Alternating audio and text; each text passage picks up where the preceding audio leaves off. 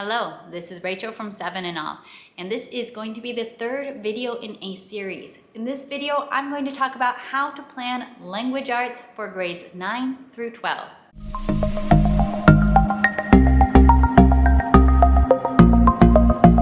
I'll link to the other videos in this series below in case you are looking for how to plan language arts from 1st through 4th grade or from 5th through 8th grade. I know that planning language arts is one subject area that can feel a little bit overwhelming as a homeschool parent, and it's also a subject area that I'm very passionate about. So that is why I have created this series, and I hope that you find this video helpful to make it a little bit less overwhelming. So in this video, I will discuss how to plan a solid English language arts curriculum for high school. First of all, do pay attention to any specific credit requirements from your state for graduation, as well as any specific requirements from your potential intended colleges or universities, because those can vary. In this video, I will operate from the assumption that 4 credits of English, high school English, is going to be the baseline of what is required. Now, I am an American. I'm coming to this from a perspective on American education, so that is the vocabulary I will be using for some of these credit hours. I do know that the system varies over the entire world, but some of the core ideas remain the same and the core content remains the same, so hopefully this is helpful even if you are not looking at education in a US context. So in this video, I'm going to address the main elements of an English language arts education, and then I'm going to end the video by talking about documentation as needed in high school. I will be leaving timestamps in the description below to help you navigate to different parts of the video. So first up, what are the elements required for English language arts in high school? One is grammar and usage, which I would call the nitty-gritty elements of how a language works. Number 2, writing and composition. Number 3, literature. Literature involves reading comprehension and vocabulary and basically understanding the role that literature plays in the world. Public speaking as well as media literacy could also be very much considered related skills within this subject area, but for the purposes of high school might be counted separately in the realm of credits. And those might more count toward your elective credits within a high school plan. So let's tackle each of these elements. I'm going to talk about each element. I'll suggest potential avenues for finding resources and things to watch out for, things you want to plan for to adapt a good, strong ELA plan for your specific student. Number 1, grammar and usage, the mechanics of the English language. Now, for some of us, our heart starts going pitter-patter when we start discussing the mechanics of language, and for others among us, you might not feel the same way. I am one of those who deeply appreciates grammar and finds it to be a very practical skill. I love the mechanics of language. Now, spelling could fall under this subject, but you are going to notice that some spelling curriculums do not have levels that go all the way up through high school. This is because your mileage is really going to vary when it comes to a high school student. There will be high school students who could still benefit from further spelling instruction and further spelling practice, intentional spelling practice and mastering of spelling rules, while other students really are not going to need it anymore. They already know how to spell. So spelling is something that I would say use it as needed. If your student still needs and still benefits from intentional spelling instruction and practice, incorporate spelling resources that can follow them up through high school. And if they don't need it, don't do it. We have done both in our family's homeschool. With some students, we've done spelling, and with others, we haven't. Now, grammar. Most high school students are still going to need further refining of their grammar skills. At this point, we want students both to know what the rules are and be able to implement those rules correctly. And this can be challenging. In most cases, grammar instruction in homeschool is going to look like some sort of grammar handbook or instructional book. This is an example of a very old grammar and composition handbook from Abeka, and this would have been accompanied by a grammar workbook with grammar exercises, worksheets that the child is filling in. Worksheets can be a really effective tool for learning these nitty-gritty grammar rules, reading simple instructions, following worksheets, and getting practice in that way. Another resource I really like for just practicing the rules that your child has learned is the Editor-in-Chief workbook. This is the high school level, and it is challenging. So in this kind of workbook, and there are different resources similar to this, your student is reading a short essay, and they are the editor-in-chief. They are the ones that are told, okay, there's 15 errors in this passage. Find the errors. Find and fix the errors. And that is challenging because that means they need to know the rules and they need to be able to apply those rules to figuring out what is wrong with these passages they're reading. I'll link to some of these resources down below to help you find them, but these are very useful in grammar instruction. Now, there are some language arts curriculums for homeschool that incorporate multiple subject areas. So in the Good and the Beautiful high school courses, for example, they incorporate spelling, they incorporate grammar and usage, they incorporate writing instruction and literature. So there are curriculums that will do it kind of all in one as an all-in-one package. And there are other curriculums that tackle only specific subject areas. And you can choose what is going to fit your homeschool best. But whatever you choose something because there truly are a lot of nitty-gritty rules for English usage, and they're rules that need to be practiced so that they can be mastered. One rule that I've noticed that a lot of people don't seem to realize is that periods and commas go inside quotation marks. I don't know why I'm constantly seeing that rule being violated. Now, under this category of grammar, usage, mechanics, I would add test prep. In the US, we have the SAT or the ACT, and it is useful if your student is going to be taking these standardized tests. It is useful for them to be practicing for the English language arts skills required specifically for that test, because they really test on specific grammatical skills. They use specific types of vocabulary, and it is very easy to incorporate this. Khan Academy is one online free resource that you can do practice tests on and test prep with that. And I think that should be added in if your child is going to be taking those tests. Next, writing and composition. So we want students to be able to take what they have learned from grammar and mechanics and apply that to their own original work in writing and composition. High schoolers ideally should be writing quite a bit. I know I am biased, but I would like to see at least some writing or some step in the writing process happening basically every day in high school. This is because I believe that excellent written communication skills are some of the most valuable and most practical skills we can give our children, no matter what path they take in life. Excellent written communication skills will be valuable if they go into academics, further academics, up until PhD level. And it will also be useful to them if they become entrepreneurs or literally do anything else with their life. It is never detrimental to be able to write well and concisely and clearly, and to be able to write in a way that you are understood. This is always going to be a good thing, and it's a good skill worth practicing. So there is zero downside to being a good writer. And writing is a skill that is built through, number one, writing. You gotta start writing. Number two, getting critical feedback on that writing, and then rewriting. So while you hear me say that your high schoolers should be writing a lot, also hear this: they need to be getting critical feedback on that writing. It's not actually nearly as useful for them just to be writing a lot and to get no critical feedback on that writing. So no, I don't want you having your 15-year-old writing you a paper and handing it into you and you looking it over and giving it a B+. There's not that much point or that much value to that. I do want you having them write you a paper, you going over it with them, marking it, pointing out errors, factual errors, usage errors, grammar errors, spelling errors, but also idea flow, like what would make it better, ideas, and really brainstorming with them on how to make it better, and then handing it back to them and letting them cut it apart and put it back together and bring you something better. That is the real writing process that we need to get our kids to understand and to buy in on. That no, when you hand me the paper for the first time, it's not just gonna be a grade. This is going to be a process, and we're gonna walk through it together. I do have a 2-video series on my process for teaching writing skills. One is how to teach writing, the process I use, and the second video is how I give feedback to students, what I am looking for in the critical feedback that I give on their papers. I do think those are very practical and very helpful videos for homeschool parents and very pertinent to this topic, so I will link to those 2 videos down below.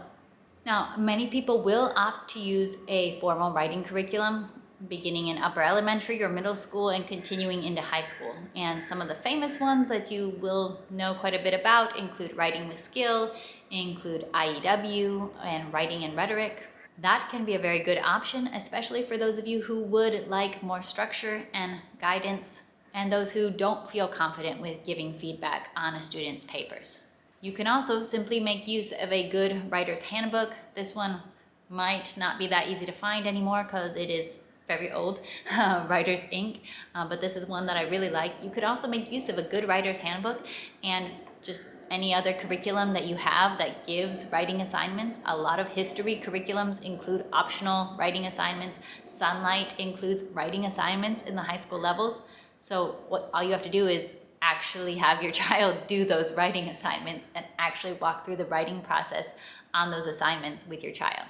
If you are opting to create your own writing assignments for your child, I do want to remind you of the importance of including variety. We want our children to grow in their writing skills in a variety of genres of writing. Yes, creative writing is wonderful. Narrative writing is wonderful and very important. I love creative writing, poetry, all of that more creative side. But students also need to be learning expository writing, persuasive writing. They need to learn the basics of formal academic writing. For research, for science and history, or for literary analysis, we want to know all those different styles.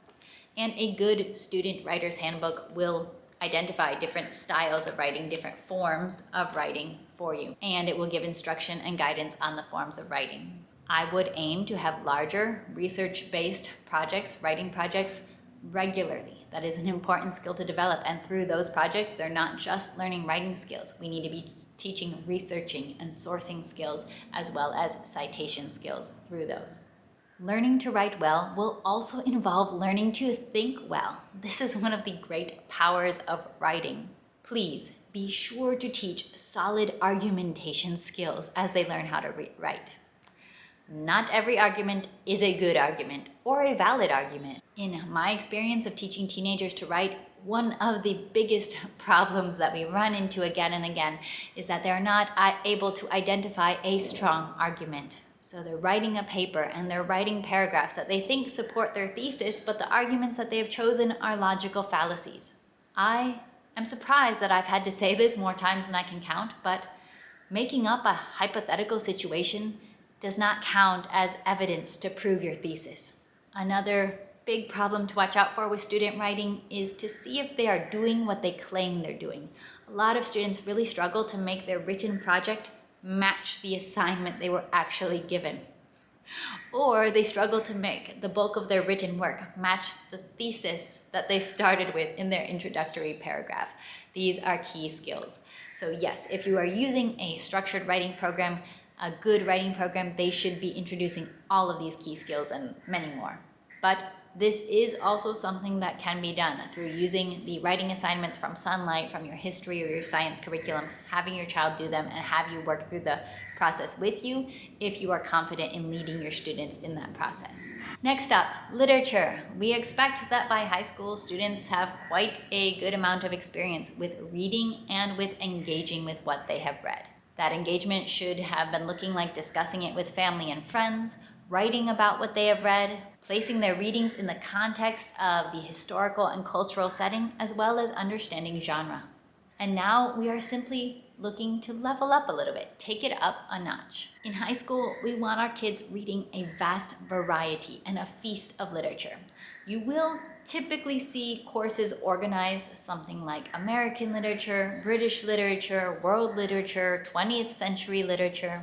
You have a number of options for organized courses that you can do that plan out the readings, or you can cobble something together. You could cobble a plan together by choosing books and literature guides to go with those books. If you want something that is planning out all your literature for you, that's going to look something like Sunlight, or like Excellence in Literature is another literature program for homeschooled high schoolers, or programs like Abeka will offer this approach, which is more like an anthology, which it's very well done. It's a nice anthology where we have books, we've got pictures, we have questions, comprehension questions, we have vocabulary, we have explanation of literary terms, we've got poetry. There are also suggestions on compositions to write, and there is also an answer key for this, which comes in handy as a teacher. So this definitely has its pros to use some sort of student anthology that is designed, but I would caution against solely using anthologies because we do want to have our students reading full books as well, not just excerpts from books. There definitely can be a use for excerpts, and I think some classics we might want to just read an excerpt from. I don't know about you, but I was not a big fan of Moby Dick, and I think I'd be okay if my kids just read an excerpt of Moby Dick. But we do want our kids also reading full books and not just being limited to shorter form literature. Short form literature absolutely has its place and absolutely has a need, but there's benefits to both. So just think carefully about your choices as far as whole books, as well as excerpts or anthologies and poetry. Now, ideally, you are going to want some kind of curriculum, even if it is pulled from multiple sources, you are going to want some kind of guide.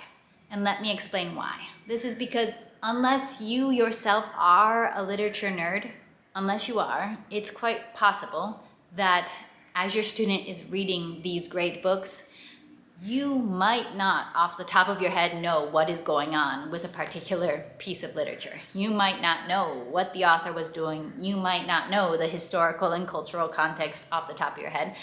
I'm not trying to dish you, we adults have been kind of busy with other things for the last couple of decades, and we have not necessarily been diving all of our thoughts into historical and cultural context and literary terms and what's going on.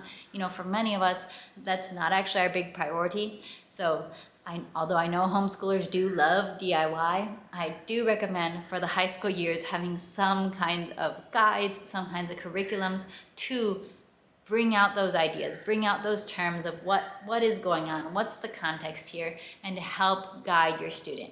Because literature study does not actually mean just reading good books. Throughout all of our life, we should be reading good books, but it's not always going to be studying literature. To me, literature study means reading good books, but with added context. And this added context should be helping the student to understand why this book is significant, why we're reading it, why the author wrote it, what the author is doing or attempting to do. And it should also involve some level of responding to and critically engaging with the content that the student is reading. So this is why I do recommend in the high school, don't necessarily try to wing it. Use the fabulous tools that have been put together by very knowledgeable people to help you. Next, sticky subject that I'm putting in with literature is vocabulary. Do your students need vocabulary? Do they not? Again, it's kind of like spelling. I think it depends on the kid. Some kids will benefit from more specific vocabulary work. Some kids don't really need it. They're very widely read. They have a good vocabulary. There are several series like Worldly Wise. Another one that I really like is Vocabulary from Classical Roots that are just a simple way to add a little bit of vocabulary work. And they do have some pretty interesting vocabulary words. This is the book 12, so it could be used in 12th grade. Approbation, benighted, credo, empirical, eschew, expatiate, iconoclast. Not necessarily words we use every day. The final topic for this video is documentation because yes, that matters in high school especially. The main documentation you want to be concerned with is the transcript, your course descriptions, and your student's portfolio. Now, transcript, I realize, is a word that sounds really scary to many people, but it is truly not that scary, and please take that from me as a homeschool graduate who became a college graduate. I'm one of 6 homeschooled college graduates in my family. Number 7 is already accepted to college and headed off to college this year. The transcript, writing a transcript has never been an issue. It is basically just a list of the classes you've taken with their credits and with the grade that they got. It's actually very simple. There are many templates online that you can just use. They're really not as complicated as you might think that they are. Now, course descriptions are separate. They are a document that you can create, so you can be beginning your course descriptions at the beginning of 9th grade, and you can just make simple course descriptions for, what are you covering in English language arts this year? Is this a world literature year? What are the main projects, or what are the main resources that you're using? It can just be a simple 1-paragraph description of what you're doing for English 1 in 9th grade.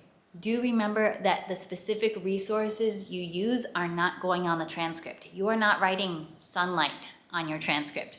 You could incorporate the names of curriculums into your course descriptions if you'd like, but you're not writing the names of the resources used on your transcript. Next, portfolio. And this can begin actually before high school starts if you want, but begin teaching your student how to save their work in a very organized manner so that they will be able to find their previous student work when they need to and when they want to use it for examples of their work in the future, for scholarship applications, college applications, and so on. As you go over their work with them, you can also highlight for them, hey, this is a really strong piece that you created. So you might want to star this or save this one, keep this in mind for future need when you want to show your work. So for example, my sister who recently graduated, she did Sunlight, and in Sunlight, she was doing the writing assignments that they give for different books. She had a written response to Till We Have Faces by C.S. Lewis, and she just did a really fabulous job with the paper. It was an excellent piece of literary analysis, and so I told her, hey, this is a good one. This is an especially good one. Make sure you just kind of star this, save this, and so you can be sending that in with applications in the future as an example of your work. I hope that this video was helpful for you to not stress and to not feel overwhelmed about teaching English language arts to your homeschooled high schooler. It is very doable. Yes, these are important skills. I'm not going to downplay the importance of the skills. I want to highlight the importance of the skills, but I do want to downplay the overwhelm or the stress over it all. There are many curriculums. There's not just one curriculum that is going to make your homeschooled high schooler and their knowledge perfect. A lot is going to depend on their willingness and their level of engagement and their work ethic, really, of how hard are they willing to work to master English and to engage with the books they read and really learn to delight in using our brains to learn and to master the English language. All right, I hope this was helpful. I am happy to answer any questions you have down below, and do let me know in the comments, was this helpful? Do you like this kind of video? And remember, I have a few other videos I've referenced in this one, so if you want further information about teaching writing skills or going over student papers and helping your students to improve, head down to the description to check out those links. I will see you. Bye.